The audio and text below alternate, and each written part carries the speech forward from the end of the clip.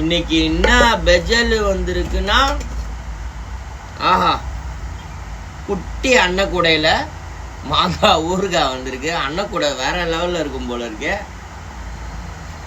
அன்னக்கூடை வந்திருக்கு. இது மாங்காய் வந்திருக்கு.